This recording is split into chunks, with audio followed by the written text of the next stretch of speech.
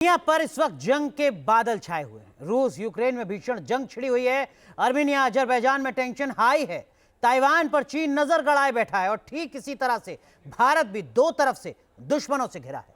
लेकिन भारत ने भी अपनी तैयारी कर ली है। हिंदुस्तान का रुख साफ है, किसी को छेड़ेंगे नहीं और छेड़ोगे तो छोड़ेंगे नहीं। दुश्मन देश भी जानता है कि भारत से पंगा लेना कितना भारी पड़ सकता है।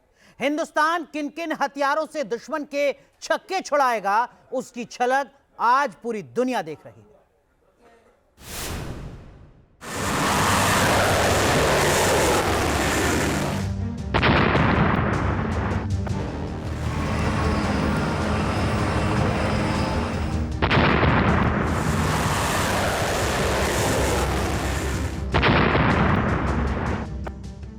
डिफेंस एक्सपो में आज पूरी दुनिया भारत का दम देख रही है।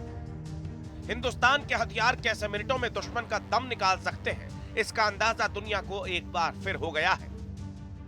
लेकिन डिफेंस एक्सपो के दौरान ही प्रधानमंत्री नरेंद्र मोदी ने आज भारत की पश्चिमी सीमा की किलेबंदी कर दी। प्रधानमंत्री नरेंद्र मोदी ने डिफेंस एक्सपो के उद्घाटन के साथ साथ गुजरात के डीसा में नए एयरबेस की आधारशिला रखी। डीसा अंतर्राष्ट्रीय सीमा से केवल 130 किलोमीटर दूर है।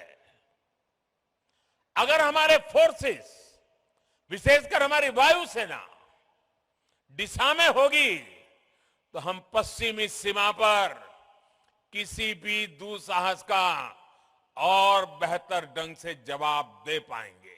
ये दरअसल अपने आप में हम कहें तो बेहद खास एयरबेस होगा, क्योंकि यहाँ पर फाइटर और खास तौर पे ट्रांसपोर्ट एयरक्राफ्ट भी लैंड कर सकेंगे, टेक ऑफ कर सकेंगे।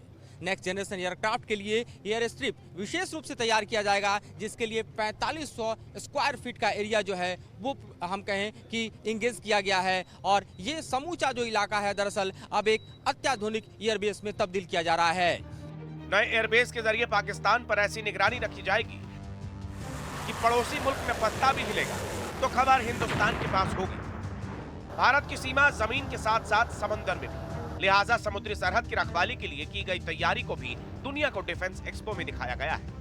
हाल ही में फ्रांस से आए राफेल फाइटर जेट को एलएसी पर तैनात करने के साथ साथ इसका सी ट्रायल भी किया गया है। ये राफेल का नेवी वर्जन है, जिसका ट्रायल जो है वो ऑलरेडी जो कंपनी है वो भारतीय सेनाओं को दे रही है। गोवा में इसका ट्रायल हुआ था। और खास तौर पे देखा जाए तो आईएनएस विक्रमादित्य की बात करें या फिर विक्रांत की बात करें, इन दोनों ही एयरक्राफ्ट करियर पर इस वक्त की सबसे बड़ी जरूरत है कि उसको एक मल्टी रोल और खास तौर पर देखा जाए तो अत्याधुनिक फाइटर जेट मिले। दुनिया में युद्ध का नया दौर शुरू हो गया है। पहले जो जंग जवानों और कन्वेंशनल हथियारों के जरिए लड़ी जाती थी, वो अब ड्रोन्स के जरिए लड़े जा रहे हैं। यूक्रेन में भी रूस ने सबसे ज्यादा कहर ड्रोन्स के जरिए ही बरपाया है। रूस के शहीद, मुहाजिर और लांसेट ड्रोन्स लगातार बम वर्षा कर रहे हैं। इसी की तर्ज पर भारत ने इजराइल के साथ मिलकर हारूफ ड्रोन बनाया है।